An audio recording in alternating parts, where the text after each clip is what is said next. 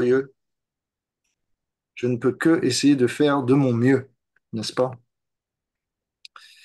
Donc, Hare Krishna, la semaine dernière, on avait vu comment Krishna avait abasourdi Arjuna avec un festival de sons, de lumière, et comment ce spectacle finalement avait fait l'effet des montagnes russes.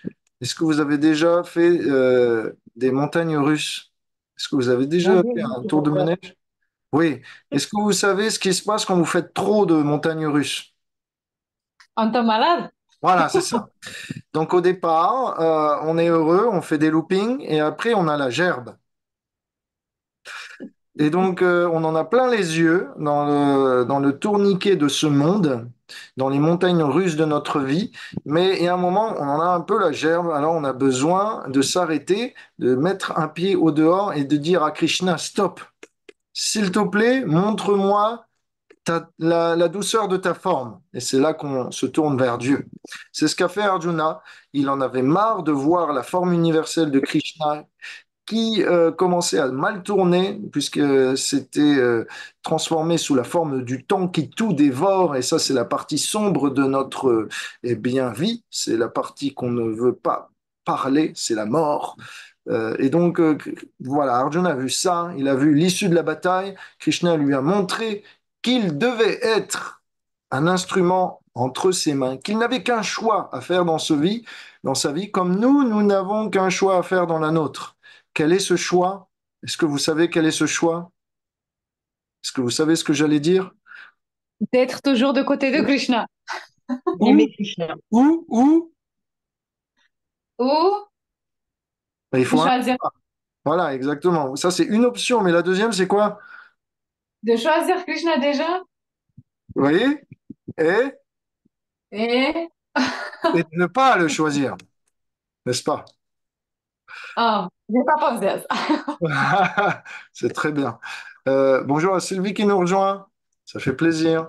Oui, en fait, rappelez-vous, donc on fait le récapitulatif du chapitre précédent. Quand Krishna a montré la forme du temps, lui a montré le futur et donc sa destinée, Krishna a dit Nimitta Matram, tu n'as juste qu'à être un instrument entre mes mains.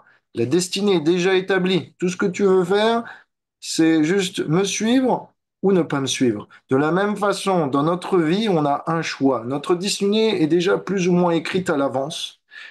On a soit la chance de pouvoir l'engager avec Krishna et de cette manière de pouvoir peut-être même la réécrire ou de la laisser telle qu'elle et de se soumettre aux lois de la nature. C'est pour ça que dans les textes védiques, quand vous êtes né, on peut pratiquement définir toute votre vie. Par exemple, à Prabhupada, quand il était né, Prabhupada, celui dont on lit la Gita, quand il était né, on lui avait dit qu'il allait à la fin de sa vie devenir riche et construire 108 temples, précisément 108 temples. Et ça, il le savait depuis le début de sa naissance. Et qu'est-ce qu'il a fait à la fin de sa vie, Prabhupada? Il a fait exactement ce que l'astrologue lui avait dit.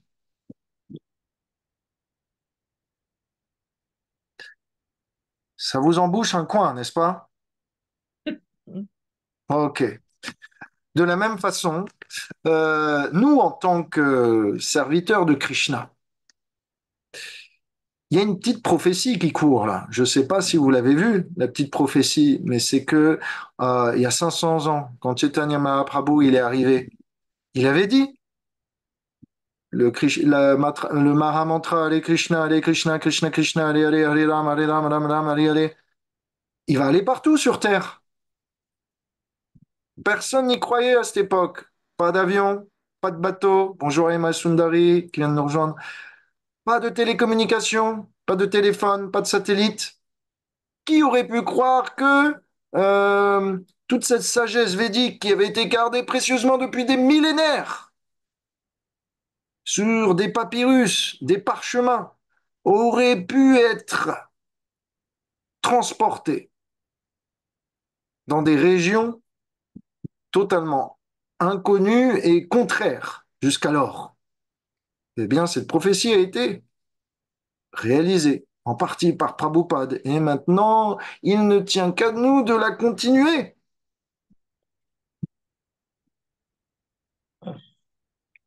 Et donc, si Chaitanya Mahaprabhu, si le Seigneur a dit, dans le Kali Yuga, il y a un moment donné, dans cet âge de fer, de matière, d'électronique et d'intelligence artificielle, où tout le monde aura entendu parler de la civilisation védique, de la dévotion, ça va, t'en fais pas pour le retard. On t'excuse, Emma Sundari. Si Chaitanya Mahaprabhu, Krishna, quand il a 500 ans, il est venu passer par ici pendant 36 ans, 48 ans, pardon, sur Terre, à Jagannath Puri, à Navadvip, à Vrindavan, et qu'il a dit, tout le monde va un jour devenir, va pouvoir rencontrer, avoir l'occasion au moins d'être au contact des dévots. Eh bien, ça doit arriver. De la même façon que Krishna a montré le futur à Arjuna sur le champ de bataille, de la même façon Chaitanya Mahaprabhu nous a dit, ça va arriver. Donc tout ce que nous on a à faire, c'est juste de participer et de prendre la miséricorde. De la même façon que Arjuna, il a juste à participer à la bataille, à prétendre qu'il a fait quelque chose et Krishna va lui donner toutes les gloires. Nous, on est juste participants, dépositaires, intermédiaires, et Krishna, tellement il est gentil, il fait croire au monde entier qu'on a fait ça par nos propres moyens. Donc voilà, ça c'était un peu le résumé de ce chapitre. Euh, Est-ce que vous avez des questions? So far, est-ce que ça va? Ça va. Ok. Donc, eh bien, ce chapitre va commencer. Ce chapitre qui s'intitule Bhakti Yoga. Et il va commencer avec une question d'Arjuna. Et donc, laissez-moi vous partager, eh bien, cette question.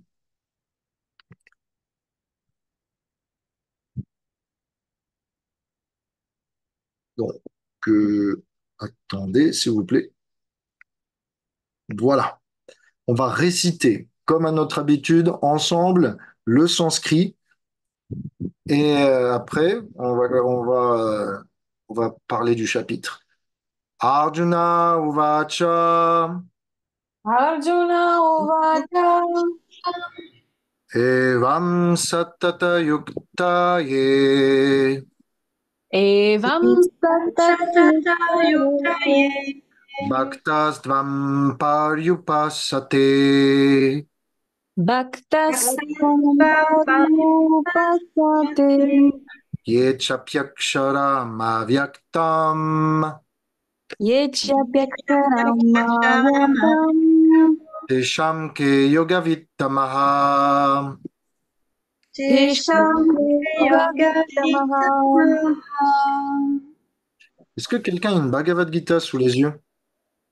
Oui. Ouais, moi. Ok, alors lisez s'il vous plaît la traduction. Premier arrivé, premier servi.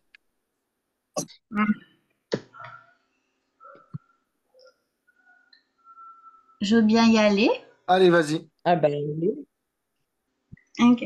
Arjuna dit, de celui qui ainsi t'adore par le service de dévotion et de celui qui voue son culte au Brahman impersonnel, au non manifesté.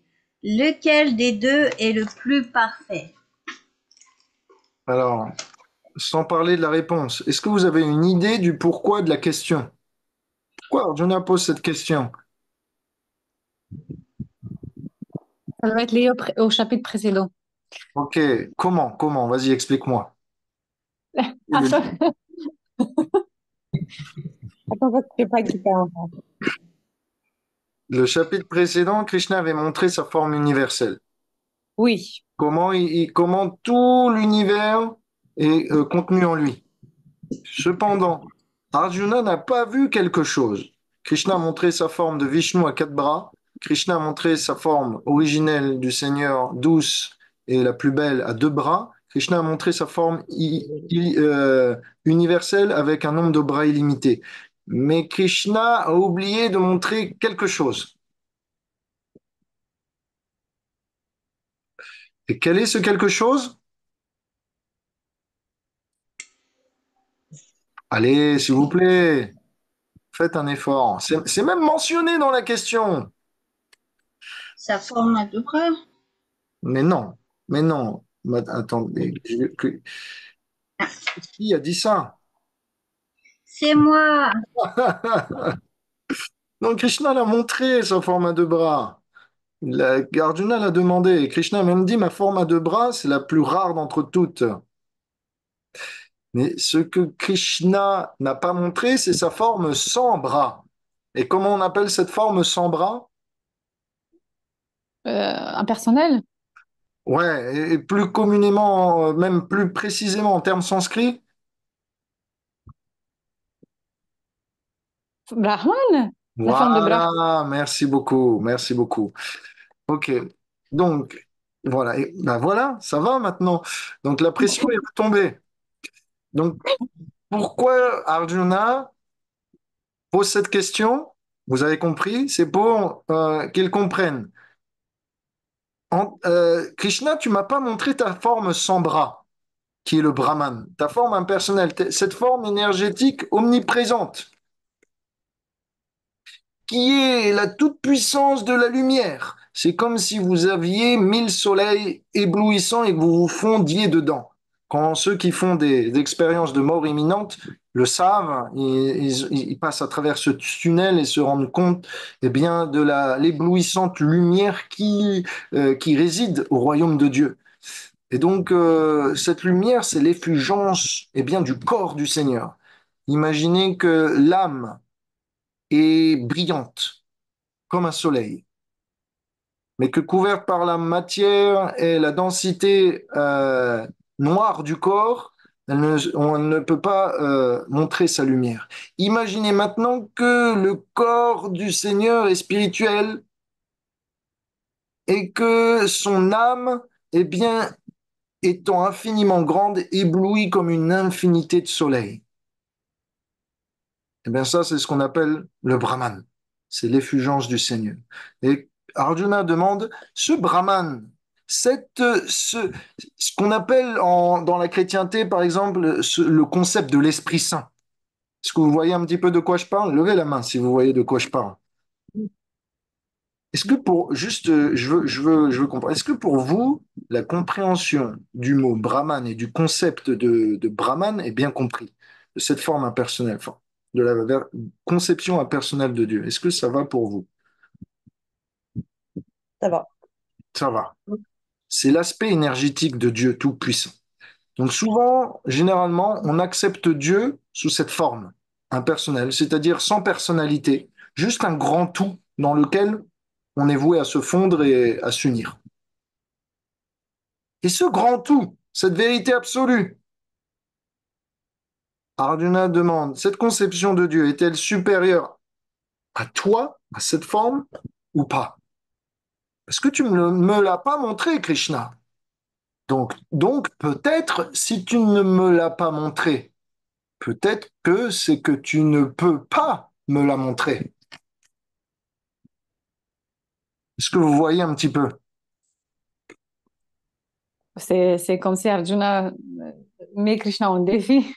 Exactement, exactement. Tu m'as tout montré, tu m'as même montré ce que j'attendais pas. En particulier la forme du temps qui tout dévore. Et Arjuna n'avait pas prévu ça. Krishna a montré des choses en extra. Maintenant, Arjuna demande pourquoi tu m'as pas montré cette forme énergétique du monde spirituel, toute flottante et passive? Pourquoi tu m'as pas montré cette forme enfin cette puissance énergétique éblouissante? Est-ce que tu en es capable? Est-ce que ça te dépasse? Ou est-ce que c'est contenu en toi? Ça, c'est la question d'Arjuna. Est-ce que ça fait sens pour vous? Oui. Ok? Bon, alors, la leçon, c'est quoi? C'est que ce chapitre va montrer, avec les réponses de Krishna, que un Dieu plein d'amour est supérieur à un Dieu dont la grandeur nous dépasse tellement qu'il est intouchable et donc sans forme.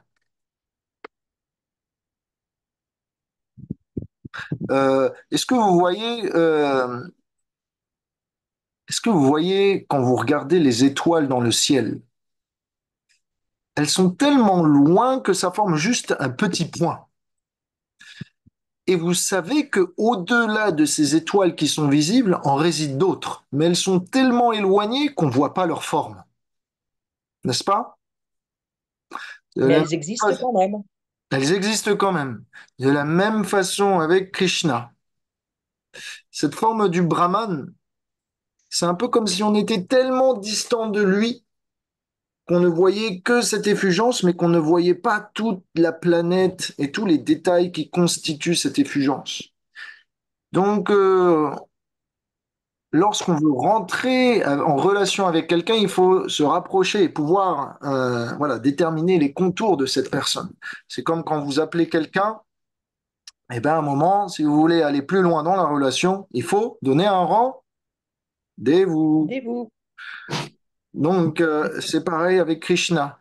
Le, le Brahman, c'est juste une phase intermédiaire avant la rencontre.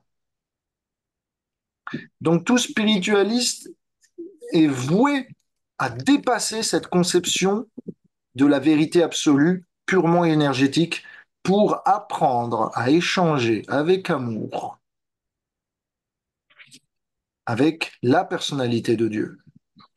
Donc, voilà la question. Euh,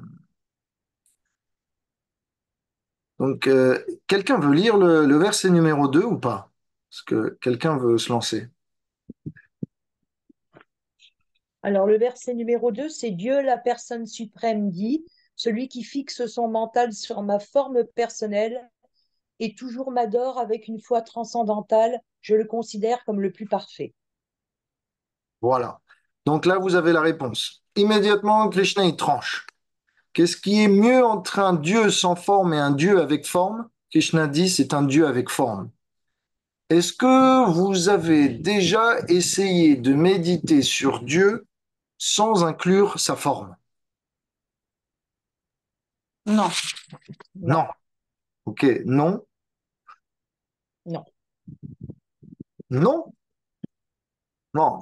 Ok, alors, Dans peut-être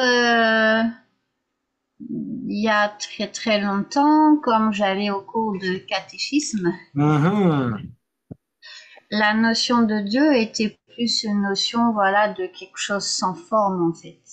mhm. C'est Très vrai que bien. c'était C'était compliqué, vague. c'était vague. Et maintenant, je ferme cette parenthèse, mais j'ouvre une question à nous tous. Hein, je vous pose la question. Quand on chante le Mahamantra, on sait que le son de Krishna contient sa forme, contient toute la réalité spirituelle. Et donc, est-ce que le fait de méditer sur le son, que sur le son, est impersonnel? Je vous laisse répondre. Non. Expliquez-moi comment. Expliquez-moi comment. Bah, déjà, les Écritures sacrées disent que le nom de Krishna, il n'est pas différent de lui. Mhm. Et Ok, donc, quand on chante un nom, c'est Krishna lui-même qui dit oui, oui, ok, qu'est-ce que tu veux?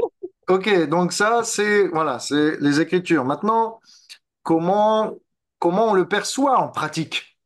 Et aussi, les Écritures sacrées disent que Brahman impersonnel, il ne réciproque pas. Mais le saint nom, il réciproque. Quand tu chantes, t'as, parfois, hein, selon moi, parfois, tu as envie encore plus de chanter, plus, plus, plus. Et ça, c'est la réciprocité. Donc ça veut dire qu'il y a une personne et une forme derrière le nom. Ok, voilà. Merci Doina. J'applaudis parce que c'était pas une question facile. C'était une question piège et tu as bien répondu. Effectivement, ce qu'il se passe, c'est quand on chante le nom de Krishna, le nom de Radha, le Mahamantra, on appelle la personne de Dieu. Et donc, quand vous appelez quelqu'un et que vous lui demandez de venir, si vous habitez loin l'un de l'autre, il faut attendre un peu, n'est-ce pas? Hmm. De la même façon, quand on appelle Krishna, lui qui se trouve dans le royaume spirituel et nous dans le monde matériel, avant qu'il montre sa forme, il faut attendre peu, un peu. Mais la forme est là, la forme arrive. Elle va se révéler.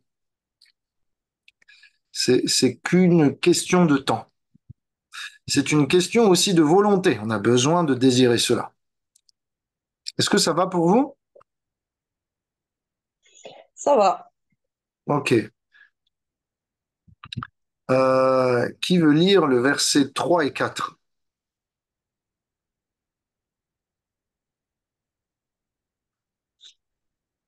Bon, moi, je vais le lire.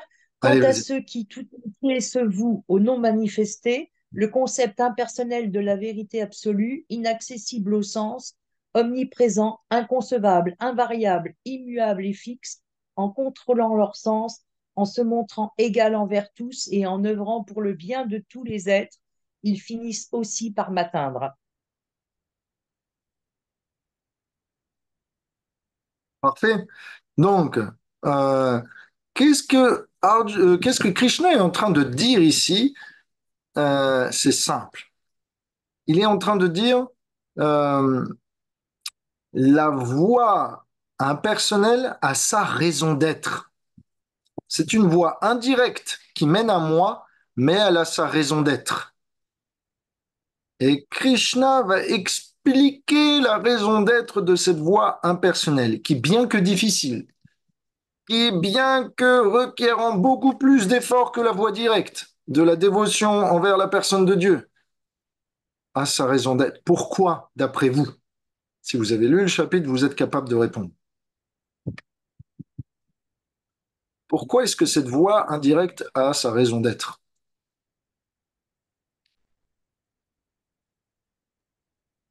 Allez, Tout tentez. simplement, il y a des yogis, il y a des jnani qui s'intéressent à Krishna, à cette forme impersonnelle. Ok, ils sont attirés. Et Krishna est le plus attractif, on est d'accord, donc il devrait attirer tout le monde dès le Ils ne début. veulent pas ça. Comment? Ils ne veulent pas Krishna. Ils veulent que... Krishna, il veut pas que tout le monde retourne à lui, le servir. Non, Krishna, il veut ça, mais pas tout le monde veut se retourner à lui. Ok, d'accord. Donc tout le monde est obligé de prendre des médications avec des doses différentes. C'est ça Hmm. l'histoire. La-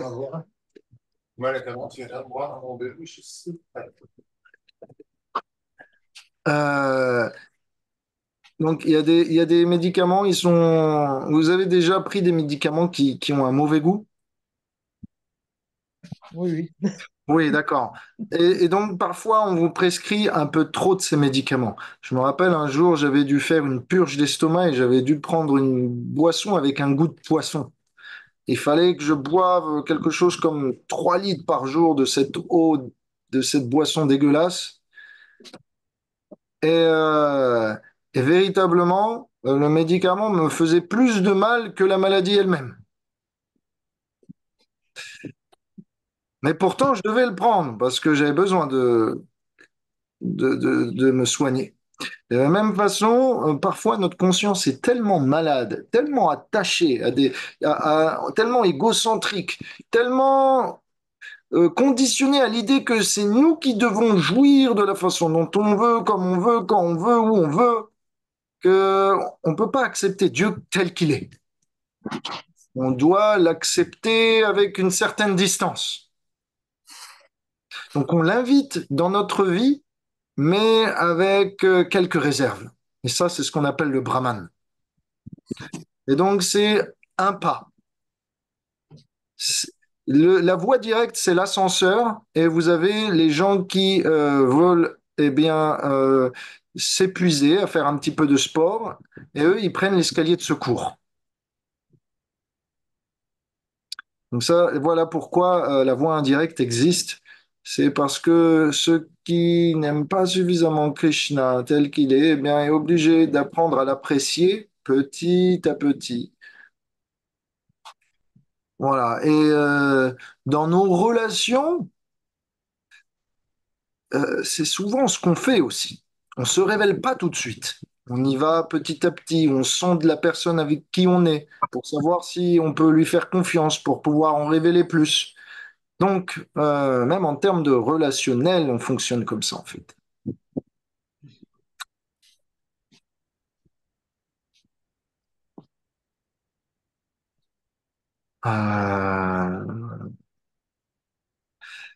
dans le verset. Qui veut lire le verset 5? Oh, je peux le lire. Vas-y, vas-y. Hum, On a toutefois, Oui. toutefois, pour ceux dont le mental s'attache au non manifesté, à l'aspect impersonnel de l'absolu, il est fort pénible de progresser, car cette voie s'avère toujours ardue pour l'être incarné. Donc, ici, je me trouve à Montréal et hier, j'étais à Toronto. Et à Toronto, j'étais dans un immeuble qui faisait 25 étages. OK? Donc, moi, je prenais l'ascenseur, mais il y a des gens peut-être très sportifs qui veulent prendre les escaliers. S'ils habitent au dernier étage, euh, je peux vous dire, hein, monter 25 étages à pied, c'est fatigant. Donc, comme je disais, la voie indirecte, c'est les escaliers de secours. Et, euh, et tout le monde n'est pas capable de monter 25 étages. Donc, cette voie est difficile. Euh, et on doit subir d'extrêmes difficultés parce que c'est pas naturel de méditer sur quelque chose dont le mental n'a pas d'emprise. Donc, quand Prabhupada il est arrivé à New York, qui l'a accueilli? Docteur Mishra. Docteur Mishra, c'était un yogi impersonnaliste. Ce qui s'est passé, c'est que Prabhupada et Docteur Mishra, se disputaient affectueusement, se disputaient quand même tout le temps sur leurs différences de conception. Si bien qu'à un moment, Docteur Mishra a décidé de loger Prabhupada non plus chez lui, mais dans son studio de yoga dans une petite pièce sans fenêtre. Et tout ça pour dire quoi? C'est qu'un jour, Prabhupada a discuté avec ses étudiants du docteur Mishra. Et ces étudiants, ils disaient quoi? Nous, on médite sur une lumière et on imagine qu'elle a différentes couleurs.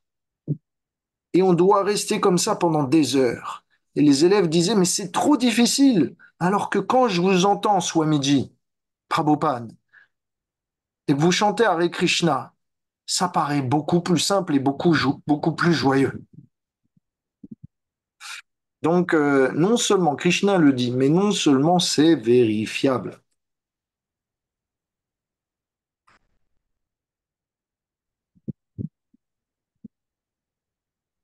Euh,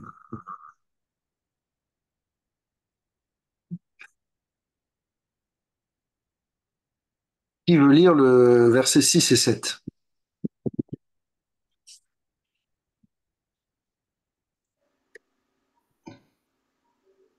Moi, je vais le lire alors. Mais pour qui m'adore, fils de Prata, pour qui m'abandonne tous ses actes et se voue à moi sans partage, pour qui se consacre au service de dévotion et le mental fixé sur moi fait de moi l'objet de sa méditation, je suis le libérateur qui très vite l'arrachera à l'océan des morts et des renaissances. Vous avez vu quel est l'ingrédient principal qui va déterminer la rapidité avec laquelle Krishna va venir euh, s'imprégner dans votre vie. Quel est ce facteur? C'est le mental, le souvenir constant de lui. Plus vous vous souvenez de Krishna, plus Krishna peut se souvenir de vous, et plus Krishna doit se sentir obligé de réciproquer avec vos intentions. Dans ce verset, si vous regardez le sanskrit, donc, vous verrez qu'il y a deux mots en fait, nachirat. Ça veut dire dans pas longtemps. Ou en réalité, ça peut vouloir dire aussi immédiatement.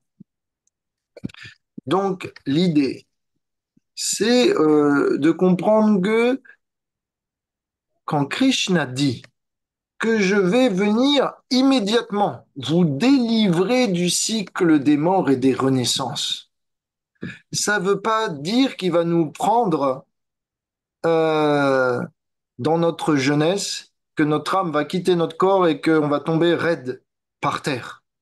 Ça veut dire que dès à présent, immédiatement, dans notre vie, si on s'engage à penser à Krishna le plus souvent possible, sans délayer, non seulement Krishna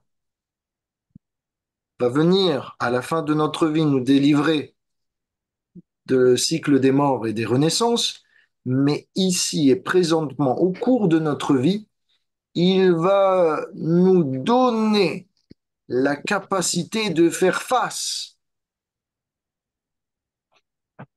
à toutes les épreuves de notre vie.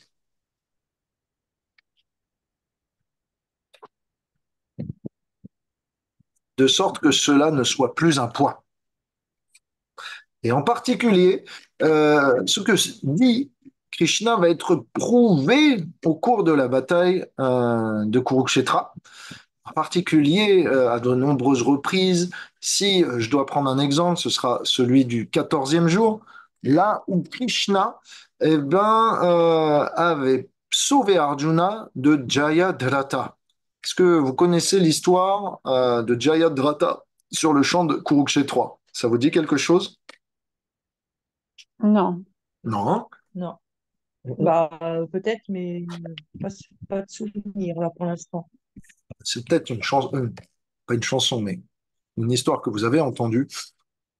14e jour, le jour d'avant, ce qu'il s'est passé, c'est que Abhimanyu, le fils d'Arjuna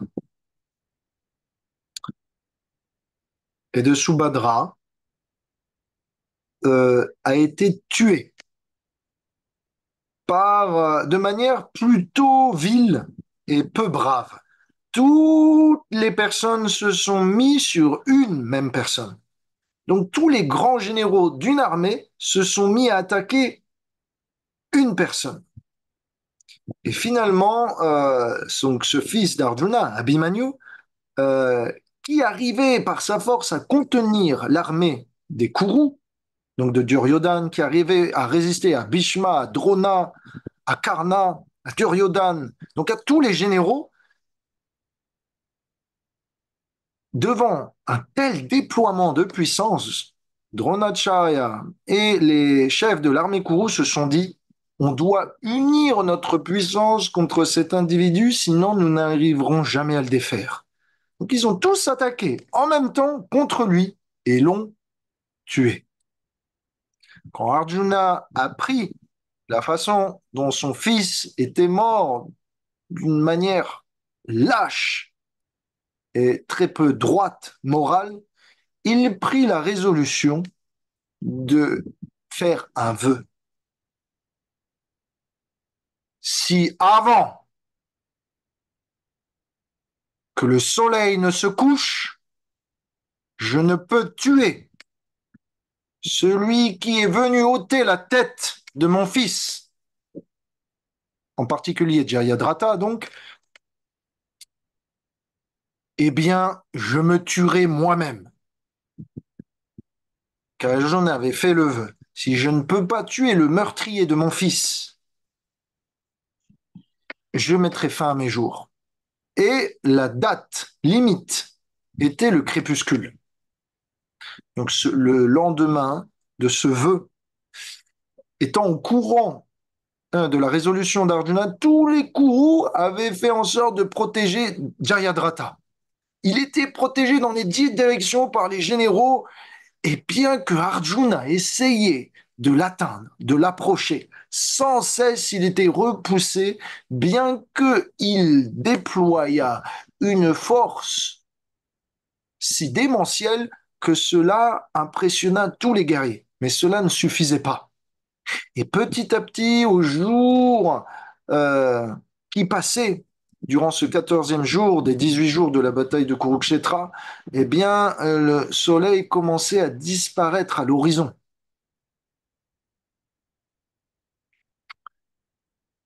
Et donc, tout le monde commençait à se pressentir le suicide d'Arjuna et la victoire totale des Kourous.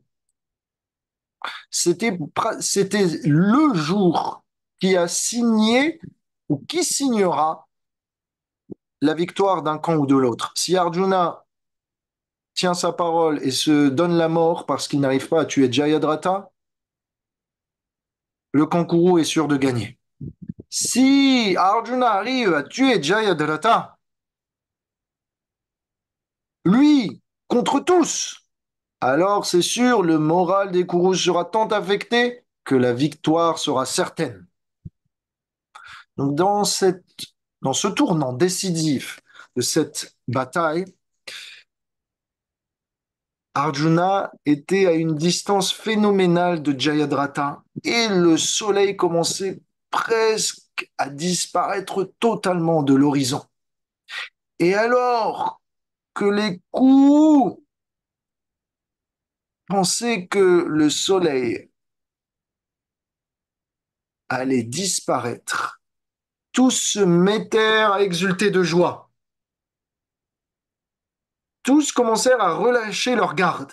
Mais que fit Krishna? Il envoya son Sudarshan Chakra, brillant comme un soleil, ou plutôt, il l'envoya pour faire obstruction et cacher la vision du soleil, si bien que tout le monde pensait que le jour continuait encore, alors qu'en fait il était fini.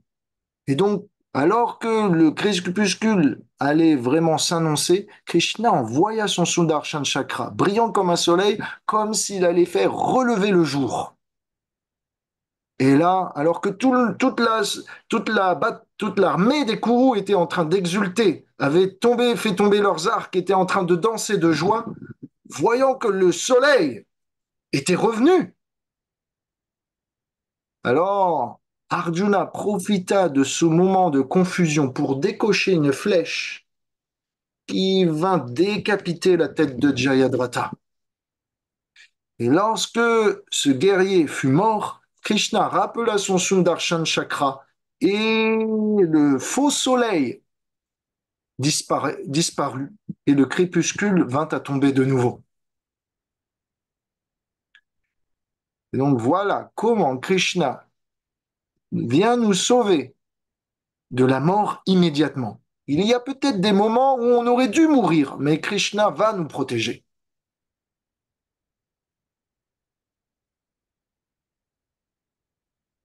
Donc souvent, quand on se coupe, on se dit, ah, j'aurais pu perdre un bras, mais Krishna m'a donné qu'une coupure. Voilà comment on fonctionne, comment on voit la miséricorde. Ok, ça va pour vous? Vous avez des questions? Non. Non. Bon, d'accord. Jusqu'ici, ça va, il n'y a pas trop de philosophie. Qui veut lire le verset 8? Pas toujours les mêmes, s'il vous plaît. Un peu de participation. Allez, allez, faites un effort. Je viens lire. Alors, verset 8. Simplement, fixe ton mental sur moi, Dieu la personne suprême, et loge en moi toute ton intelligence. Ainsi, nul doute, tu vivras toujours en moi. Donc ça, Krishna dit, voilà, ça c'est le top du top. Engage ton intelligence, médite sur moi, philosophe sur moi, pense à ma forme, constamment. Là, t'es sûr, c'est garanti. Si t'es pas capable de faire ça constamment, Krishna est compréhensif. Il comprend que Arjuna, au moment de la bataille, sera peut-être troublé, confus par la douleur, etc. Alors, Krishna lui dit, OK, si t'es pas capable de faire ça, essaye la deuxième meilleure option. Verset 9, Krishna dit, je vais lire. Mon cher Arjuna, ô Dhananjaya, conquérant des richesses, si t'es pas capable de fixer ton mental sur moi sans déviation, alors suis une pratique spirituelle dévotionnelle. De cette manière, tu développeras un désir de m'atteindre. Suis les principes régulateurs de la vie dévotionnelle. Donc, deuxième meilleure option, c'est qu'on puisse, en ce qui nous concerne, nous, en tant que dévots de Krishna, de l'ISKCON, on suit nos maîtres spirituels, ils nous ont prescrit, si on veut pouvoir atteindre cet état sublime de constante pensée à Krishna, eh bien, ils nous ont prescrit quatre principes régulateurs, chantez 16 tours, lisez les livres de Srila Prabhupada, associez-vous avec les dévots, mangez du prasadam, allez voir les murtis dans le temple, voyagez à Vrindavan, et votre vie sera comment? Parfaite. Parfait. Ah, ça c'est un bon mot. Voilà, c'est ce que je voulais. Donc, voilà l'un des buts de notre pratique, c'est d'obtenir un souvenir constant de Krishna. Donc pour ça, on doit voilà, se lever tôt le matin, etc. Suivre les instructions de nos maîtres spirituels et suivre les instructions de Krishna des Védas. Donc là, en fait, ce qu'on parle, c'est que avoir toujours le mental engagé pour Krishna, c'est un symptôme de dévotion avancée. Ça nécessite du goût, un attachement et beaucoup d'amour et d'être purifié. Donc pour susciter cette émotion d'amour, en sanskrit on peut appeler ça bhava bhakti, eh bien je vous conseille les 3 P. Est-ce que vous voulez savoir ce que sont les 3 P? Ah bah oui, bien Ok. sûr. Donc les 3 P, c'est philosophie, pratique et les personnes.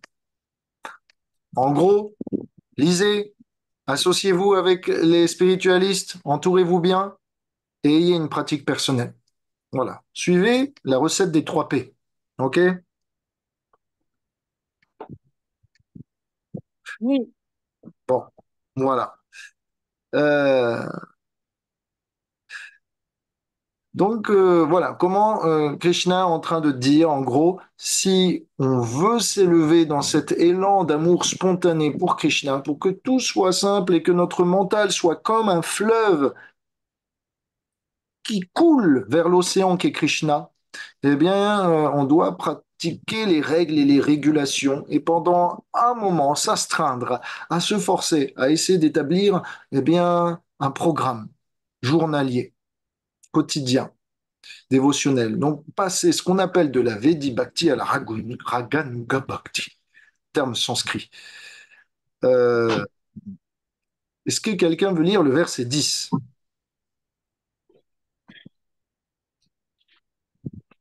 Bon, je vais le lire. Si Merci. tu ne peux toutefois te conformer aux principes régulateurs du Bhakti Yoga, alors essaye d'œuvrer pour moi, car en agissant pour moi, tu parviendras à l'état de perfection. Mhm. Ok, donc là, Krishna est en train de donner quoi? La troisième meilleure option. Si t'as pas vraiment beaucoup de goût pour t'asseoir et chanter 2 heures de mantra, répéter sans cesse la même chose et focaliser ton attention à l'intérieur de toi, dans ton cœur, sur cette relation avec Krishna. Si t'as pas ce goût, si t'as pas cette capacité de concentration, au moins Krishna te donne, puisqu'il est compréhensif, une option.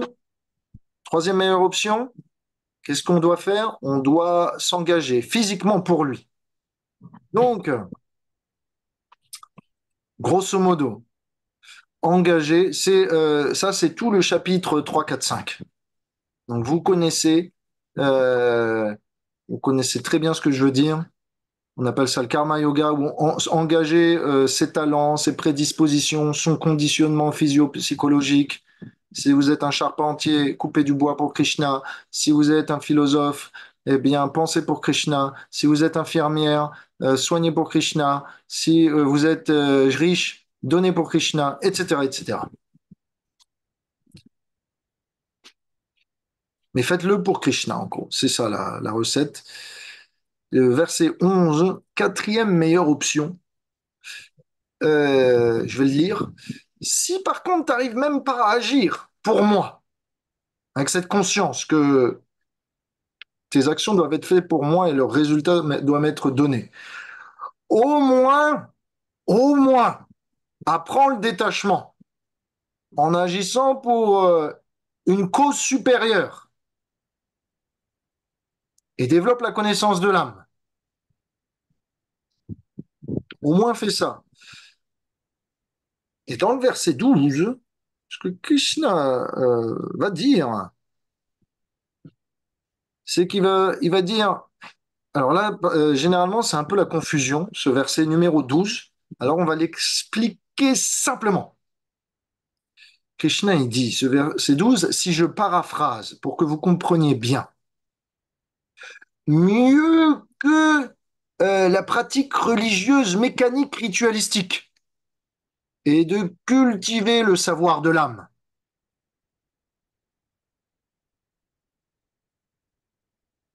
Mieux que de cultiver le savoir de l'âme et la méditation.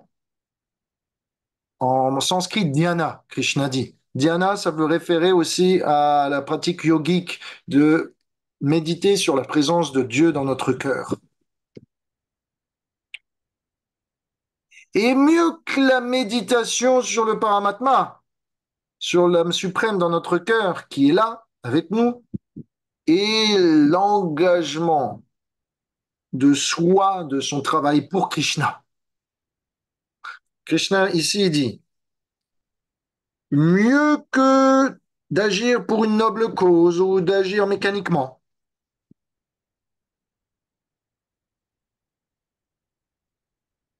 de faire la charité pour une association, pour Médecins sans frontières, ce genre de choses, c'est de cultiver le savoir de l'âme.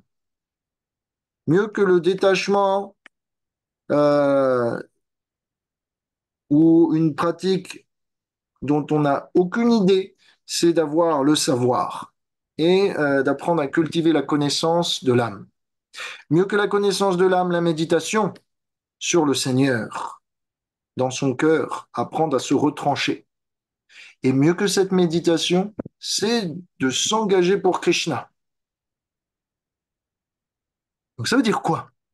Ça veut dire que Krishna est en train de dire, celui qui balaye mon temple, celui qui engage son corps pour moi, celui qui balaye mon temple, le balayeur dans mon temple est plus avancé que le yogi dans les montagnes. Est plus avancé que celui qui lit des tonnes de livres.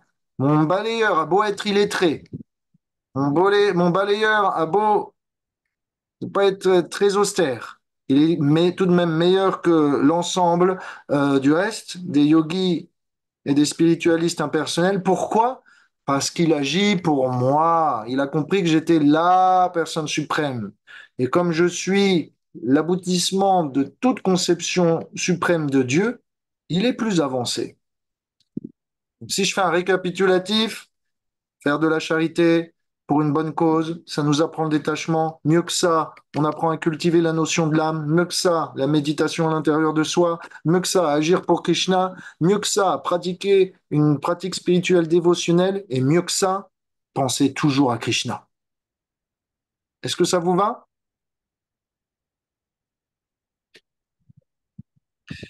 Donc, ici, il faut que je vous dise quelque chose d'un très important.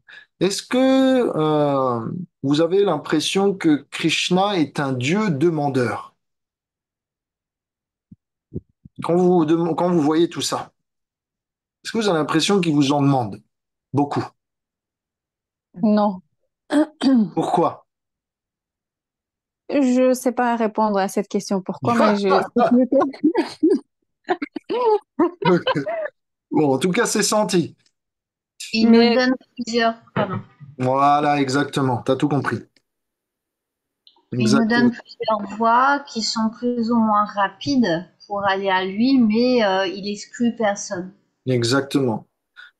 C'est pas que Krishna est en train de vous dire, si vous n'êtes pas capable de vous établir à mon standard, vous allez croupir en enfer. C'est pas que Krishna est en train de dire ça. Si vous n'êtes pas capable de faire le meilleur standard, ce que j'attends de vous, je suis capable de m'adapter, Krishna est en train de dire.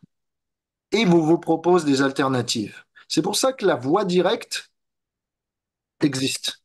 Il propose des alternatives. Donc Krishna n'est pas un dieu demandeur, il est un dieu compréhensif. Krishna n'est pas un dieu oppressif, il est une personne qui s'adapte. Il est une personne charitable. C'est ça qu'on doit voir à travers toutes ces options que Krishna nous délivre. Donc votre travail personnel maintenant, c'est de voir à travers le verset 8 et 12 où vous vous situez sur le plus haut échelle d'attente de Krishna, de standard, ou sur les échelons moins élevés. Vous devriez être capable de voir où vous êtes et ce que vous devez atteindre, étape par étape. OK? Donc ça, c'est votre réflexion personnelle que j'engage.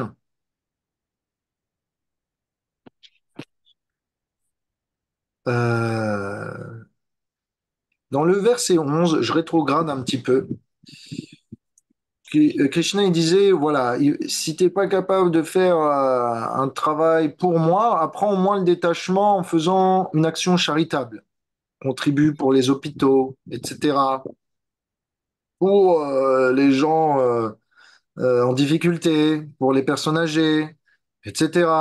Voilà, essaye de faire de l'associatif. Ça va te purifier, ça va t'apprendre le détachement, la compassion, l'empathie, toutes ces valeurs qui, eh bien, sont favorables finalement à recevoir, qui sont compatibles plutôt avec la dévotion. Et Prabhupada dit quelque chose de pratique, d'intéressant. Prabhupada dit dans la teneur et portée de ce 11e verset, il dit il se peut que quelqu'un ne soit pas capable de sympathiser avec les activités de la conscience de Krishna à cause de l'environnement social, familial, religieux, etc. Donc, on connaît bien. Notre famille peut s'opposer à ce changement de vie qui s'opère. Si on veut joindre l'ISKCON ou devenir un bhakti yogi, voilà, ça peut causer des tensions, que ce soit professionnel, que ce soit familial, personnel, social. Krishna comprend ça. Prabhupada aussi en fait mention ici dans sa teneur et portée en disant qu'il peut y avoir des objections de la part des membres de la famille ou d'autres problèmes. Dans ce cas, eh bien, voilà, apprenez au moins à vous détacher, faisant un service social, un service communautaire, un service national. Cela peut être accepté comme, voilà, le moins pire.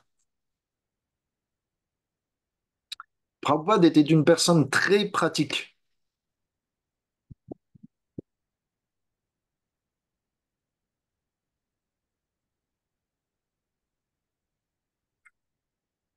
C'est une personne très pratique, puisque au départ, Prabhupada, la première initiation qu'il a faite, il a dit, OK, vous allez chanter combien de tours? Rappelez-vous, vous le savez. Combien il avait demandé au départ? 32? Non, plus que ça. Plus. Il Non, il avait, n'a pas dit ça. Comme ça. il avait demandé 64 tours, exactement.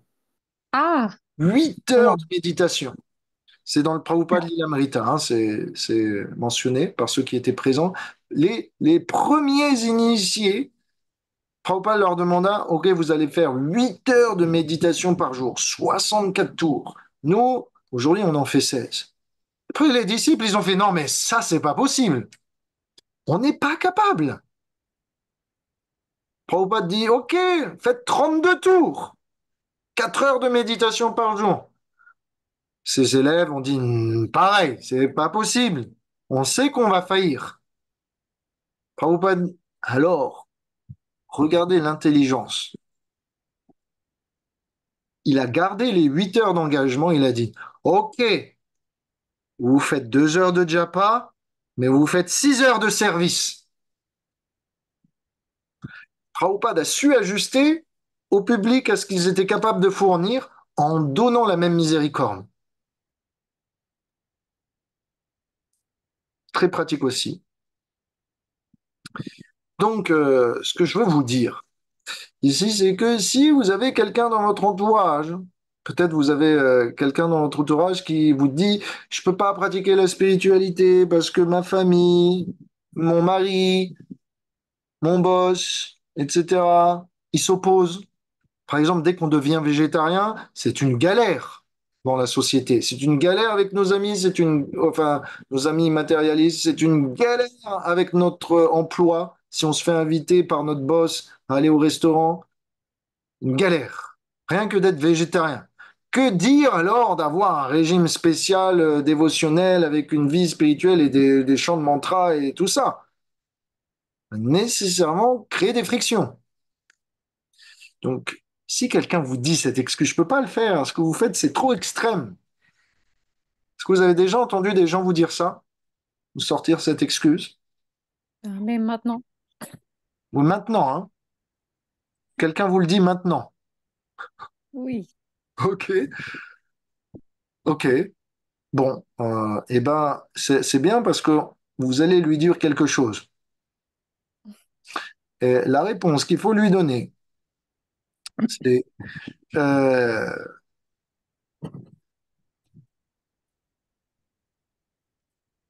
si vous faites, vous suivez la vie spirituelle, vous allez certainement perdre des personnes.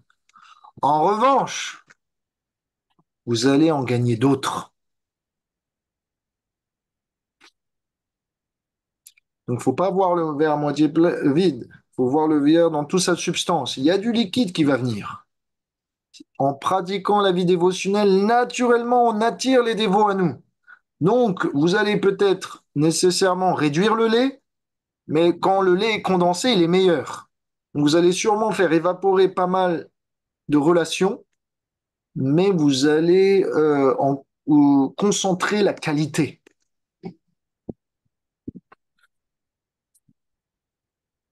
Donc, vous allez devoir privilégier la qualité à la quantité. Donc, vous allez, et puis, c'est pas simplement ça, mais le spiritualiste, le dévot de Krishna, nous, en somme, eh bien, nous sommes les amis du monde entier. Nous tâchons d'aimer notre prochain, quelle que soit sa différence. Nous essayons de militer pour son intérêt, autant qu'il peut l'accepter, comme Krishna le fait avec Arjuna, et les diverses manières proposées.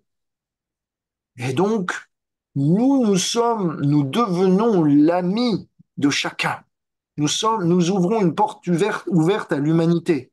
Donc, nous sommes prêts à recevoir. Alors qu'avec une conception matérielle limitée au corps, nous nous fermons aux autres et aux multiples opportunités relationnelles que pourrait nous offrir la vie. Et puis pas simplement ça, mais on gagne aussi l'ami suprême, l'ami infaillible, l'ami qui toujours aime, l'ami dont l'amour est illimité. Ça, c'est Krishna.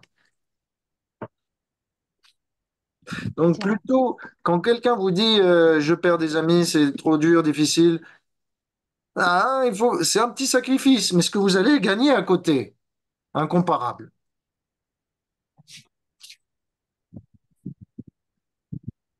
Pas simplement ça, mais les dévots sont les meilleurs amis parce qu'ils sont capables de comprendre le cœur de l'autre.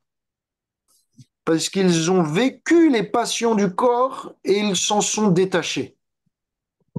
Ils sont capables d'avoir de la hauteur, ils sont capables de guider, d'aider. Vous ne pouvez pas vraiment être un ami si, parce que vous avez la tête embrouillée,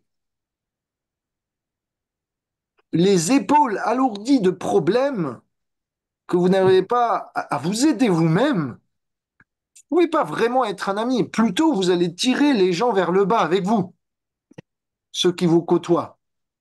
Et le dévot, lui, s'est sorti la tête de tous les problèmes matériels. Il a compris la solution. Et donc ça, puisqu'il est hors de l'eau, il peut donner de l'oxygène autour de lui. Ça, c'est être véritablement un ami, c'est proposer une aide. Donc, on est émotionnellement supportif. On a en même temps des outils d'éducation spirituelle pour donner aux gens la force de s'élever. Et en même temps, puisqu'on est pur, passionné, qu'on a des valeurs, on est empathique, on est compassionné, on a l'écoute, on est capable de comprendre. Donc, véritablement, le spiritualiste est l'ami le plus abouti. Ok, ça va pour tout le monde? Vous avez des remarques, des commentaires, un partage à faire ou quoi que ce soit? C'est tellement beau ce que tu dis, on aimerait t'écouter et t'écouter. Tu peux continuer. C'est parce que vous avez le sourire et que vous êtes attentif. Donc, je vous renvoie le compliment. C'est grâce à vous. Euh, et donc, voilà. On va passer à une troisième section de ce chapitre et c'est les qualités d'un dévot. Et donc, c'est un chapitre, c'est une partie de ce chapitre qui est assez intéressante parce que c'est les symptômes. Ça décrit tout ce que l'on doit voir en nous germer. Qui veut lire le verset 13 et 14, s'il vous plaît? Hein, je peux le lire. Vas-y. Celui qui se comporte avec tous en ami bienveillant et n'envie personne, qui ne se croit le possesseur de rien et s'est affranchi de faux égaux, celui-là, mon dévot, m'est très cher. La peine ne l'affecte pas plus que la joie. Tolérant, maître de ses sens, il éprouve un inaltérable contentement. Désolé. Il pratique le service de dévotion avec détermination. Son mental et son intelligence toujours fixées sur moi. Euh, qu'est-ce, est-ce qu'il y a quelque chose qui vous interpelle quand vous lisez tout ça? Qu'est-ce qui vous interpelle? Est-ce qu'il y a quelque chose qui euh, vous trouble ou qui vous interpelle? Dites-moi. Ou est-ce que tout va bien pour vous? Que la joie aussi, il ne l'affecte pas? Ouais, c'est une chose. Ça fait partie d'une plus grande réflexion. Est-ce que quelque chose vous interpelle? Quand, attends, je vais vous partager mon sentiment. Quand on parle de dévotion, quand on parle d'amour, généralement on pense à émotion. Et là, ce que Krishna nous dit, c'est plus une régulation de ces émotions. Faut être égal, faut être détaché, faut être satisfait, contrôle de soi, déterminé, fixé dans le mental et l'intelligence. Est-ce que ça vous... Et Krishna va continuer beaucoup et toutes les qualités, une grosse partie des qualités, en fait la majorité, ça va être des choses sur le contrôle de soi. Est-ce que c'est l'idée de la dévotion que vous vous faites? Non. Et Non, donc, moi non. est-ce que ça vous a pas interpellé quand vous avez lu cette partie de ce chapitre? Moi, c'est quelque chose qui m'avait sauté. Je me suis dit, mais mince, Krishna nous parle d'amour. Et ça a l'air tellement strict et dépourvu d'émotion. C'est pas vraiment l'idée que je me faisais.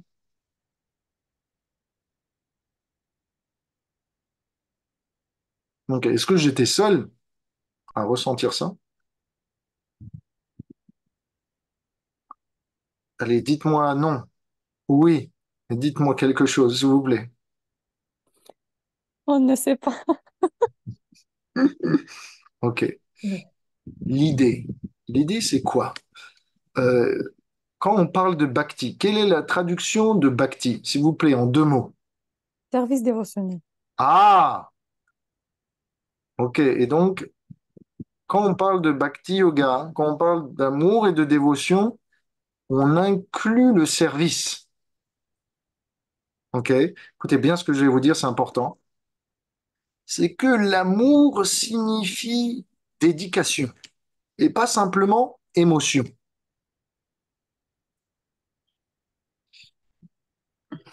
On va dire que l'émotion, c'est le fond. L'amour, c'est le fond. Et la forme, ce qui va se manifester de votre fond, c'est votre dédication, c'est votre action. Donc, service de dévotion comprend le fond et la forme. L'émotion, la dédication. L'amour et son application. Et donc, ce que Krishna est en train de vous dire là, c'est que réguler ses émotions, c'est un point essentiel pour se dédier, pour prouver son amour. Je prends un exemple, celui d'Arjuna. Sur le champ de bataille, qu'est-ce qui fait que Arjuna est troublé? Vous pouvez me dire beaucoup de raisons, mais surtout, c'est toutes les émotions liées à son mental.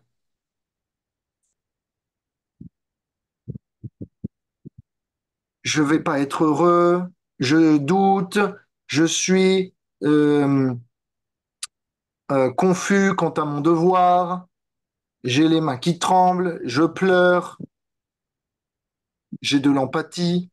Toutes ces émotions de Arjuna, en fait, sont mal placées et l'empêchent de bien relationner.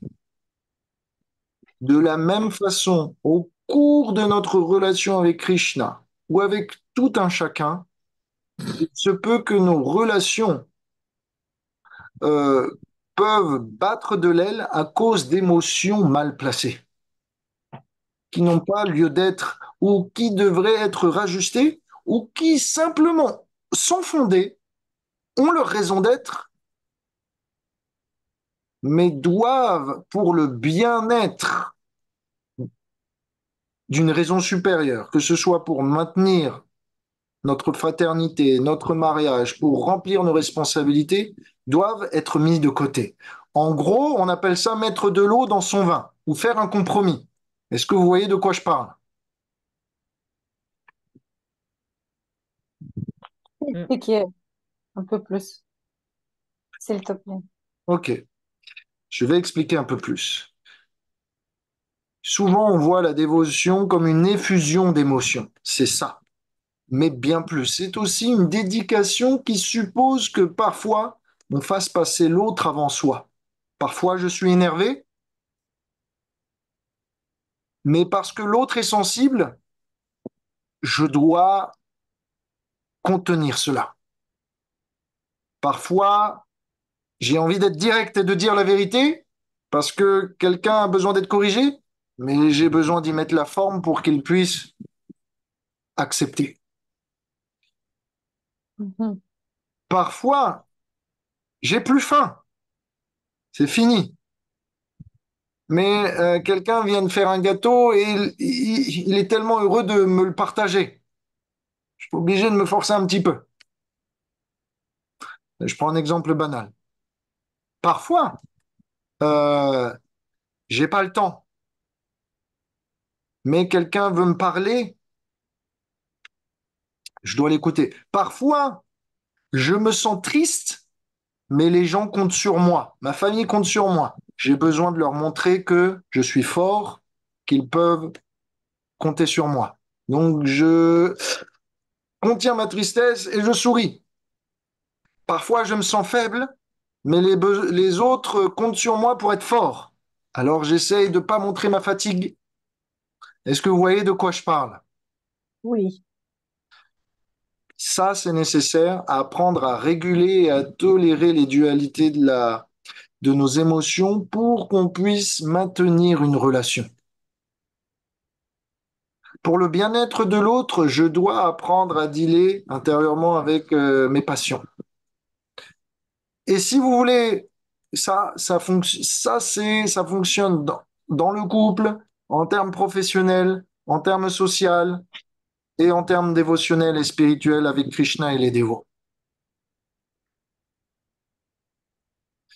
C'est C'est l'art de la pédagogie. Et cet art-là, on l'acquiert aussi, cette dédication-là, on l'acquiert aussi en apprenant à ne pas se laisser bouleverser par les émotions qui fusent, qui vont et qui viennent. Parfois, vous vous levez, vous êtes fatigué, mais vous savez, vous avez fait le vœu. J'ai promis à Prabhupada, j'ai promis à mon maître spirituel, j'ai promis à Krishna que je rentrerai en relation jour après jour à hauteur de 2 heures de chant de Mahamantra, 16 tours de Mahamantra. Qu'il pleuve, qu'il vente, qu'il neige, que je me sente bien, pas bien, mes émotions passent après. C'est mon devoir. Après, si les émotions viennent positivement vous dynamiser, c'est tant mieux. Mais si elles viennent vous planter au point que vous n'êtes pas capable de satisfaire vos responsabilités, vous êtes en tort. Quel est le problème des enfants? Souvent, on dit les enfants, ils sont purs. C'est vrai, ils sont innocents, mais ils sont surtout très capricieux. Les enfants, ils sont très nombrilistes. Ils font passer leurs émotions avant tout le reste. Mais nous, on a grandi. On est capable de tolérer les flux émotionnels pour un bien supérieur, pour un bien commun. Est-ce que c'est plus clair? Oui. Donc voilà pourquoi la description de Krishna est si, semble-t-il, eh bien, émotionnellement Absente. ouais, absent. C'est parce que Krishna met l'emphase sur la dédication. Et la dédication, ça prend beaucoup de contrôle de soi, de retenue et de tolérance. Donc, c'était le problème de Arjuna sur le champ de bataille. Son problème était émotionnel, la solution était dévotionnelle et ça passait par une dédication. Krishna, ici, insiste là-dessus. Ok, est-ce que ça va pour vous? Oui, merci beaucoup. Euh,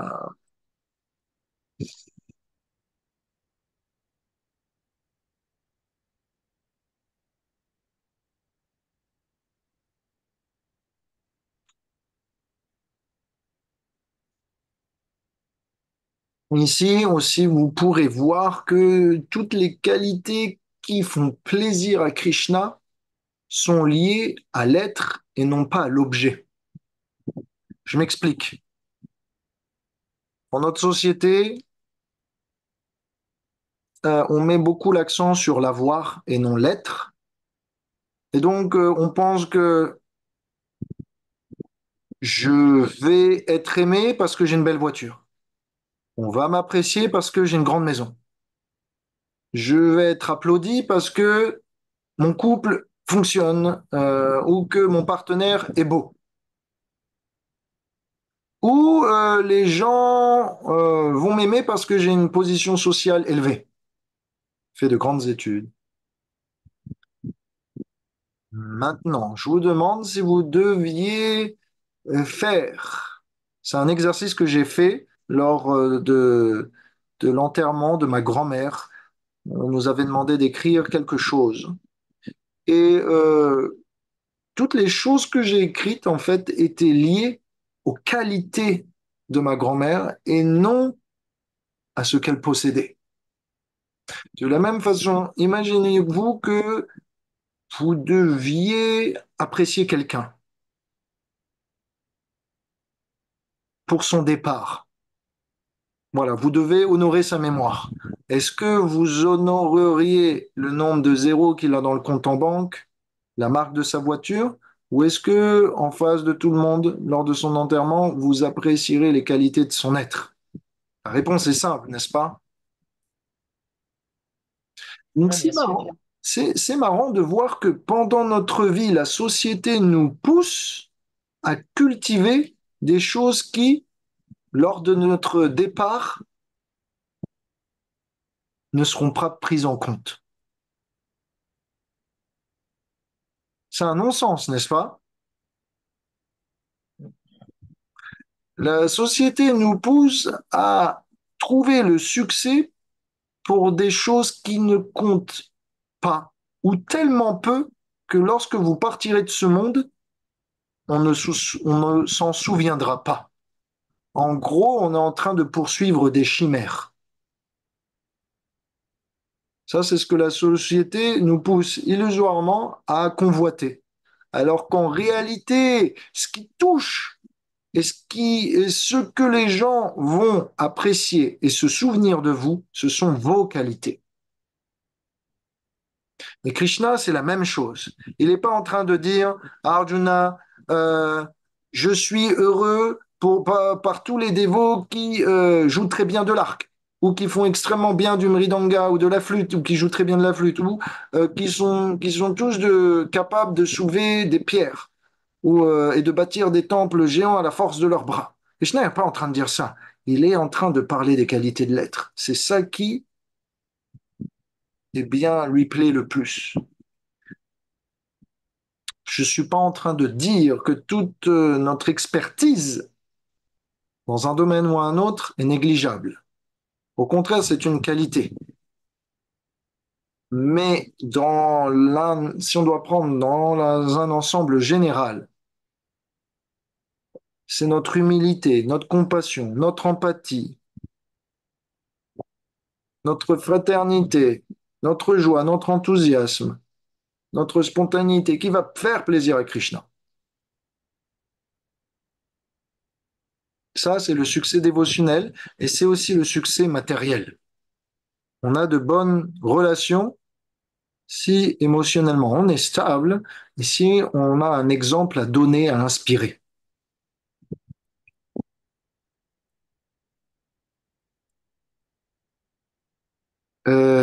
Aussi, je voudrais faire avec vous un petit exercice, si vous me le permettez.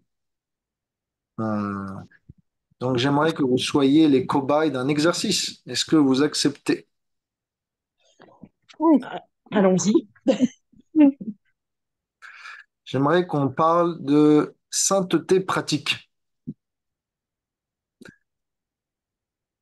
Krishna vous demande d'être tolérant. Mais si quelqu'un insulte, par exemple, euh, Krishna, votre maître spirituel, et les dévots qui sont avec vous, et les menace, comment vous montrez votre tolérance? Il n'y a plus de tolérance.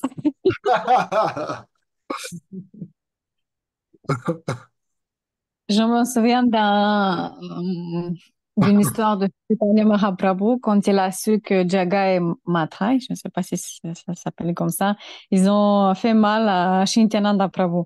Il est venu et est-ce qu'il a appelé Sudarshan Chakra ou il était en train d'appeler Sudarshan Chakra pour tuer les Jaga et Mathai et en fait c'est euh, c'est à ce moment que Chaitanya Prabhu, elle a dit non, s'il te plaît, parce que si tu vas les tuer, en fait, il faut que Chaitanya Mahaprabhu montre sa miséricorde. Voilà ce que ça me rappelait, la tolérance.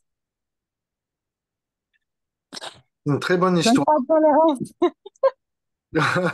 D'autres sont contre, d'autres disent non. Manjari écoute le cours et Manjari a dit, il faut lui couper la langue. Ramalila écrit, alors, je défais leurs arguments si possible, sinon je pleure pour leur état. Donc chacun fait à sa sauce, chacun a une. Ce que les Shastras nous disent, c'est dans ce cas de figure, hein, les Shastras nous disent, dans le Bhagavatam, Sunni dit, je vous donne les Shastras, ok? Après, on peut en discuter. Soit vous mettez, vous bouchez les oreilles et vous partez en courant, en face d'un blasphémateur.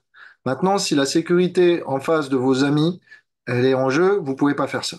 Soit vous débattez et vous gagnez. Et si vous n'êtes pas capable de gagner, je suis désolé, hein, mais c'est ce que les Écritures nous disent, vous êtes autorisé à vous tuer. Donc on ne va pas faire ça. On va prendre une solution entre les deux. L'idée, c'est que euh, il faut apprendre à tolérer la sécurité d'autrui. Ça veut dire quoi, apprendre à tolérer la sécurité d'autrui? Ça veut dire apprendre des mesures de sécurité si nécessaire en cas d'urgence. Si quelqu'un se montre menaçant, dans la Bhagavad Gita, dans le premier chapitre, c'est dit, si quelqu'un vient avec une arme, si quelqu'un vient vous voler, si quelqu'un vient vous brûler, si quelqu'un s'introduit par effraction dans votre maison, si quelqu'un vient enlever votre femme, atteindre à sa pudeur, là, vous avez le droit d'adopter la force, mesurée ou même extrême si nécessaire. Donc la force est tolérée dans les Védas. Et en fait, ne pas tolérer la sécurité de vos amis, de vos dévots, ou même de tout être vivant en général, c'est commettre une violence par passivité. On appelle ça assistance, non-assistance à personne en danger. Malheureusement, aujourd'hui, ce que j'ai vu à Paris et ailleurs, c'est que quelqu'un a un problème et il y a 40 personnes qui regardent et pas un qui agit. On est devenus tous lâches.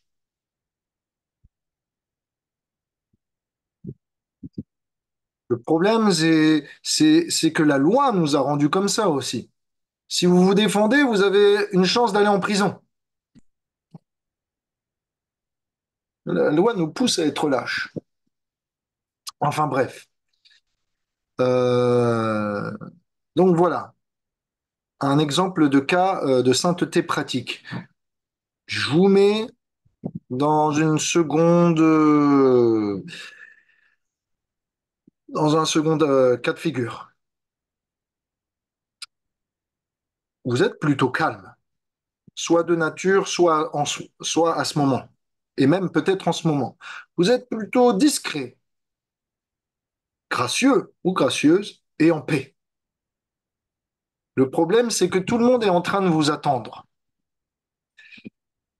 Qu'est-ce que vous faites? Vous devez partir, tout le monde vous attend, mais vous êtes en paix, vous êtes en calme, totalement gracieux. On sait comment ils sont. Les personnes très saintes prennent leur temps, elles agissent avec considération. Mais là, c'est l'heure d'y aller. Tout le monde vous attend. Quel est... Krishna vous a demandé, il faut être pacifique, il faut être en paix. Mais là, vous êtes en retard. Comment vous adaptez cette qualité d'être en paix?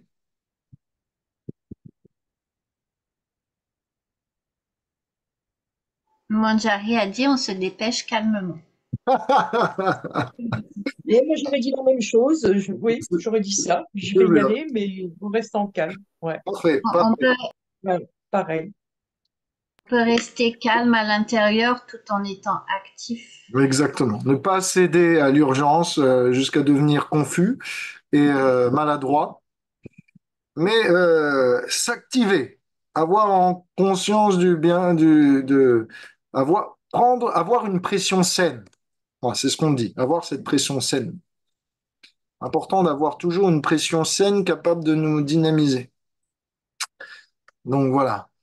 Je connais des gens, même des dévots, ils fonctionnent à un rythme.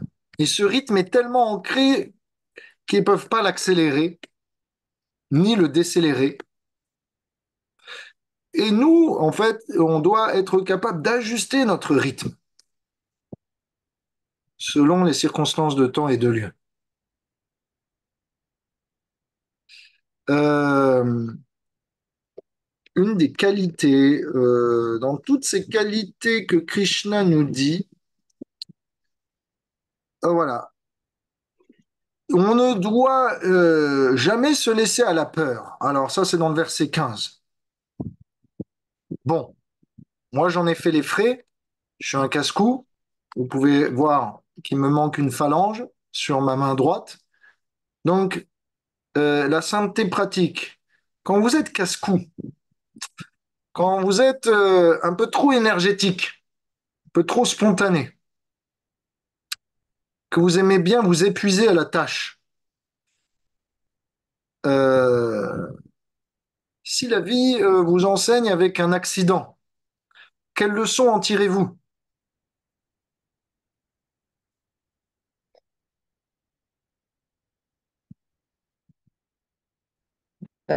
Certainement que mon comportement n'était pas adapté. Ok. Euh, en général, ça veut dire soyez plus précautionneux. Ou peut-être qu'on voulait Hmm. trop contrôler, on pensait qu'on contrôlait jusqu'au bout. Exactement. En général, ça signifie soyez un peu plus précautionneux. Il y a des personnes, peut-être que vous connaissez des personnes qui sont très passionnées, beaucoup d'énergie à déployer et beaucoup d'intensité. Elles sont braves, elles sont prêtes à prendre des risques pour elles-mêmes et pour les autres, mais qui implique un tel tempérament implique beaucoup de conséquences et parfois graves. Et donc, apprendre à distiller un petit peu de peur et de précaution euh, permet d'avoir un homme averti. Et un homme averti en vaut deux. Donc, voilà, quand Krishna vous dit n'ayez jamais peur, ça veut pas dire que l'instinct de survie doit être mis en mode off, ok? Et que Krishna va nous protéger dans toute situation, qu'on peut faire n'importe quoi. On doit prendre nos propres précautions et en nous aidant nous-mêmes, Krishna nous aidera aussi.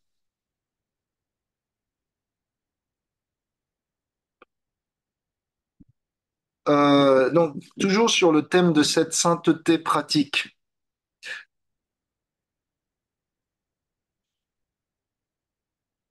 Alors, Ramalila, hein, je vais lire ce qu'elle nous dit. Est-ce que ça me freine dans mes élans? Pas sûr. Ça m'apprivoise, la sagesse accompagnée de vieillesse me fait paraître enfin précautionneuse. Ah, l'épreuve du temps.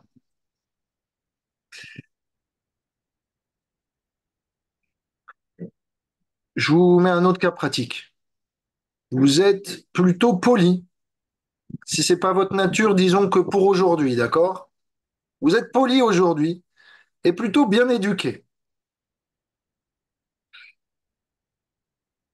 Euh, mais les personnes qui vous entourent prennent avantage de cela pour se moquer de vous ou euh, abuser de vous. Qu'est-ce que vous faites?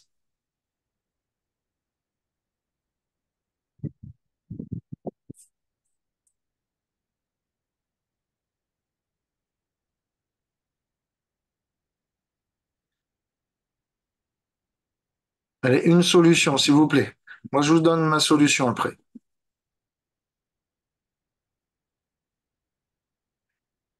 Vous êtes plutôt humble, bien éduqué, très poli, mais les gens autour de vous prennent avantage de vous, se moquent de vous, en profitent et abusent de votre gentillesse.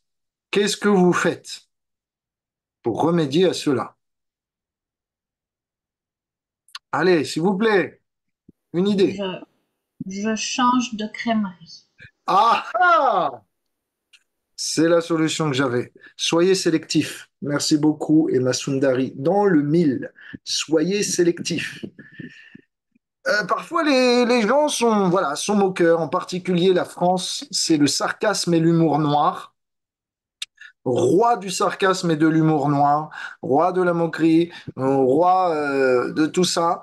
Et donc, vous ne pourrez pas changer du jour au lendemain un conditionnement pareil. Par contre, vous avez le choix de vous associer avec telle ou telle personne. Donc, plutôt que de perdre votre temps à changer, essayer de changer un âne, essayez d'aller voir plutôt un cheval. Bon, je ne sais pas si vous avez compris ma métaphore, mais en gros, euh, plutôt que d'essayer de faire changer quelqu'un qui ne veut pas changer, allez voir des personnes qui ont déjà changé.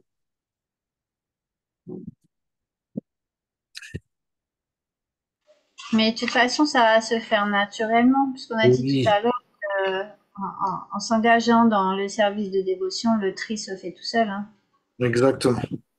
Exactement. Ça fait partie des choses qu'on doit faire pour avancer spirituellement.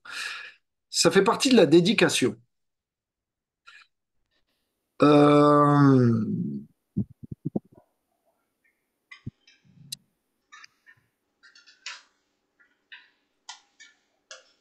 Maintenant, je veux vous poser une question. Souvent on dit, voilà, la dévotion, l'amour pour Dieu fait naître toutes les qualités dans le cœur de l'être. Et là, Krishna vient de nous dire toutes ces qualités, eh bien, je les aime, comme si elles étaient séparées de la pratique dévotionnelle. Donc ma question, c'est est-ce que on doit cultiver séparément, essayer d'émuler, de faire un effort particulier pour essayer de représenter chaque qualité que Krishna aime, en plus de notre pratique dévotionnelle? Je vous laisse la parole.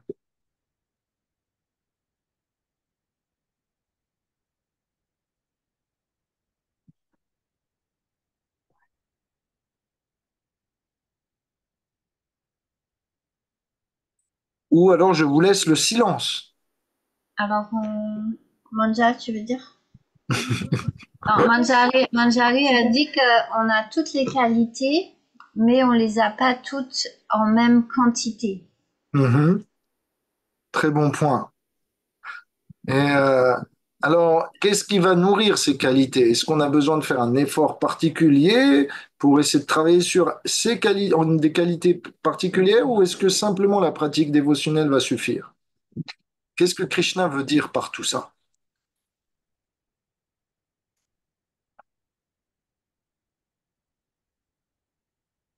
Bah, moi, il me semble que si la pratique dévotionnelle suffisait, il n'aurait pas besoin d'en parler de toutes ces qualités. Mhm. Donc, à mon avis, ça va pas de soi. Pas pour moi, ça va pas de soi. Ok. Est-ce que quelqu'un a un autre avis? Krishna possède toutes les qualités. Mhm. Nous, on avait vu que on les avait pas toutes. Le Mhm. service de dévotion va permettre de développer les qualités que Krishna nous a données. Mhm. Très beau. Parfait. Ok. Merci pour votre participation. Cette dernière intervention était particulièrement brillante, puisque si Krishna contient toutes les qualités, en pratiquant cette pratique spirituelle dévotionnelle, nous allons nous rapprocher de lui et nous unir à lui. Et dans cette union, nous allons développer les qualités aussi de sa personne. Nous allons achever notre plein potentiel, si on peut dire, en termes de développement personnel. Mais mieux que cela, en réalité, chère Delphine, et l'âme a un potentiel infini. Et en rentrant en union avec Krishna, petit à petit, on éveille ce potentiel, on le réalise. Si Krishna parle de toutes ces qualités, c'est pour nous qu'on puisse savoir si on avance ou pas, où on en est, ce qu'on doit, vers quoi on doit tendre, ce qu'on doit faire et ne pas faire. D'accord. Mais, attention, je te donne pas tort non plus. Si Krishna énonce ses qualités, bien qu'elles soient naturellement développées au fur et à mesure qu'on se purifie en se remplissant d'amour de Dieu. Cet amour qui contient toutes les qualités nécessaires pour embrasser et aimer l'humanité justement, ainsi que Dieu. Donc, naturellement, si on aime Dieu, on est rempli d'un amour qui est capable de contenir le tout, tous les autres. Donc toutes les qualités naturellement fleurissent dans celui qui pratique la vie dévotionnelle, qui se rapproche de Krishna. Mais, puisque Krishna nous dit, j'aime voir telle et telle qualité, on doit s'efforcer aussi de les mettre en valeur. dans notre pratique.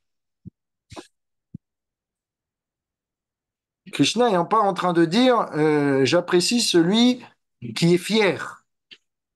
Donc on doit essayer de jamais, même si on a de la fierté, de ne jamais la mettre en avant. Krishna n'est pas en train de nous dire j'aime celui qui est colérique. Donc même si on a de la colère en nous, on doit essayer de la... On peut l'engager, mais on doit essayer aussi de la réfréner. Et Krishna est en train de nous dire j'aime ceux qui sont satisfaits en eux-mêmes, qui sont paisibles.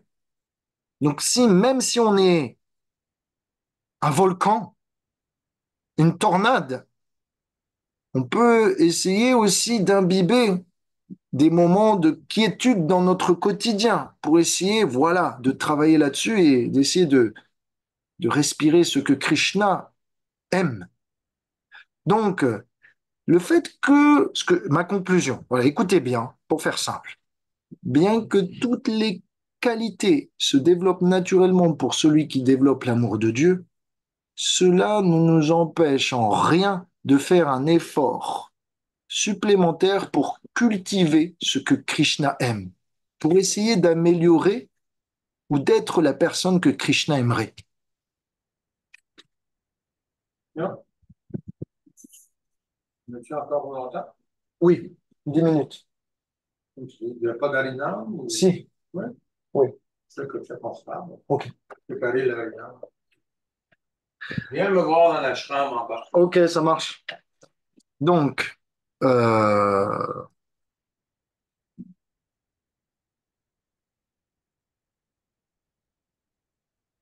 Est-ce que vous avez compris?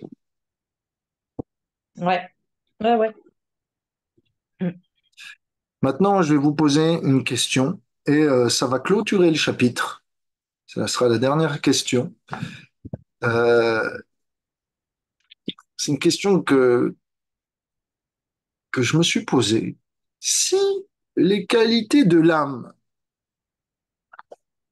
sont en quantité infime par rapport à Krishna, comment Krishna peut-il être captivé et être satisfait de cela? Si lui, il est infiniment grand. Vous voyez ce que je veux dire? Sinon, on n'est que des étincelles infimes. Que nos petites qualités brillent un tout petit peu. Comment lui peut être satisfait de ça alors que lui, il est infiniment parfait, infiniment grand et que ses qualités, lui, il les a infiniment développées? Est-ce que ça vous paraît pas un peu bizarre que Krishna puisse être satisfait d'une petite chose que lui a déjà beaucoup?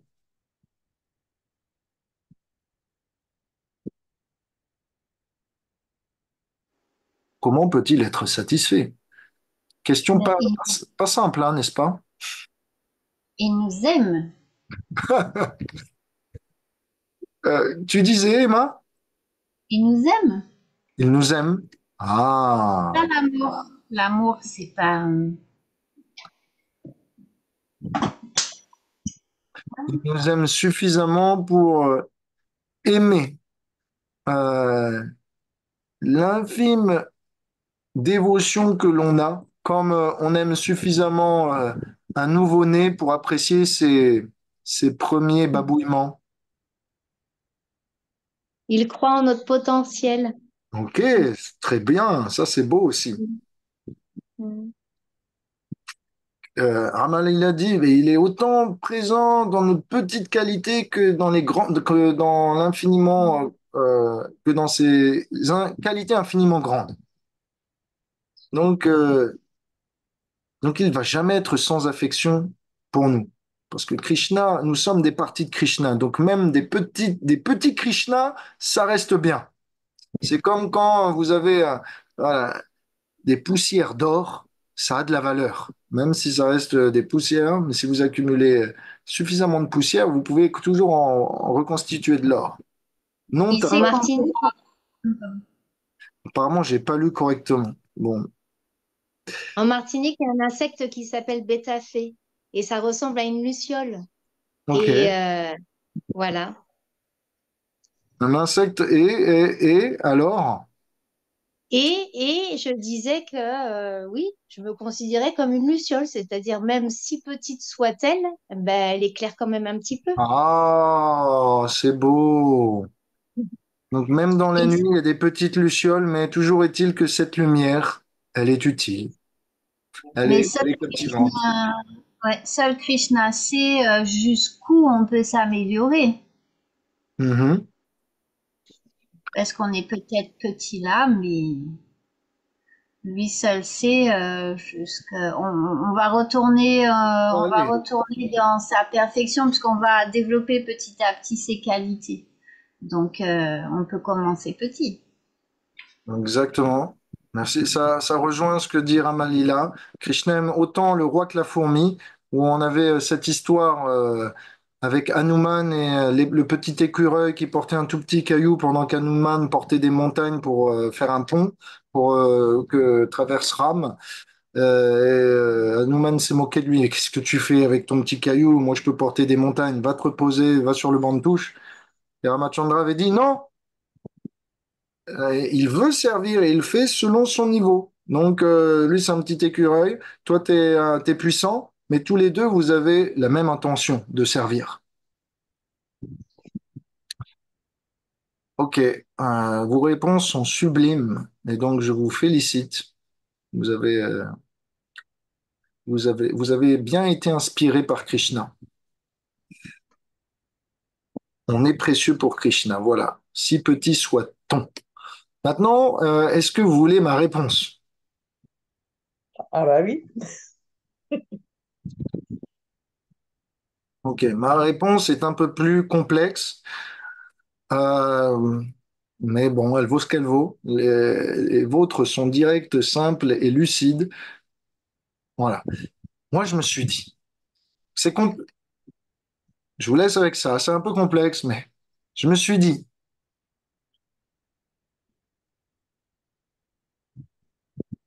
quand on pratique, ne serait-ce qu'un tout petit peu de service de dévotion, un tout petit peu, qu'on a un tout petit peu d'amour pour Dieu, même une fraction d'étincelle de poussière. Qui nous a donné cet amour? C'est pas venu de nous. On l'a reçu, cet amour. Qui est le dépositaire de cet amour, s'il vous plaît? Qui porte l'amour de Dieu? Qui représente la personnification de l'amour de Dieu?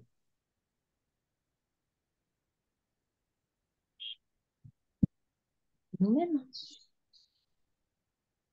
Ada, Ah,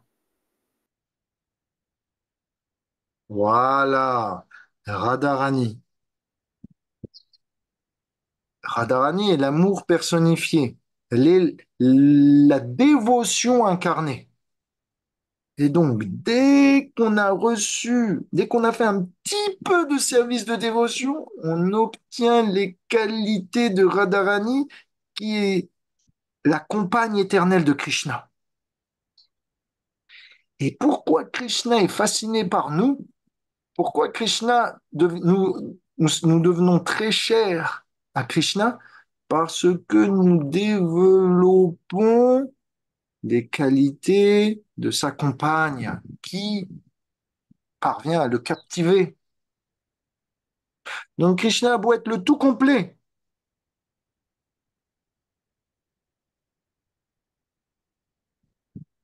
mais un fragment des qualités de Radharani qui s'infuse dans notre cœur suffit pour le captiver. Voilà, c'était ma façon d'interpréter cette question.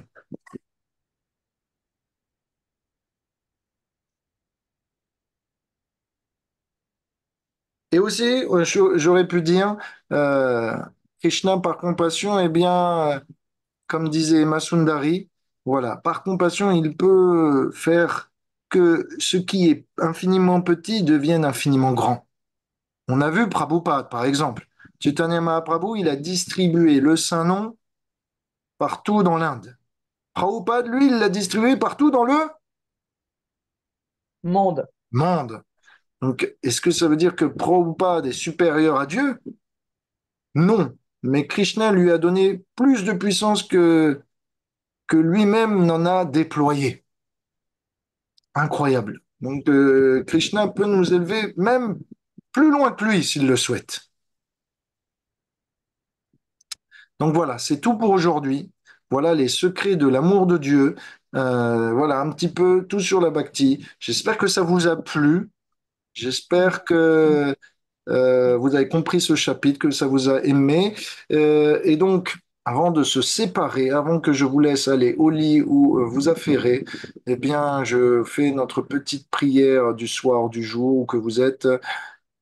Cher Krishna, s'il te plaît, infuse en nous les qualités de ta bien-aimée pour que toujours, de la même façon que tu la regardes, tu puisses aussi être attiré par nous et bien vouloir nous inviter chez toi pour que nous puissions te servir.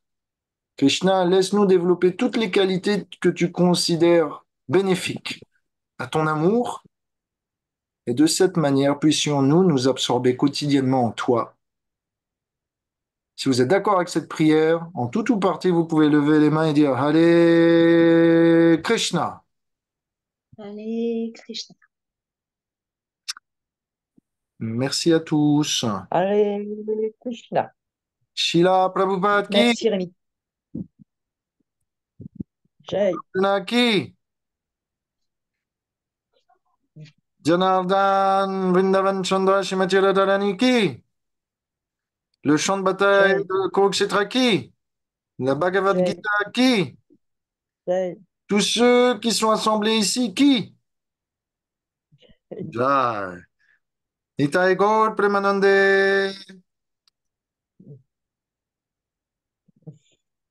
À bientôt. À bientôt.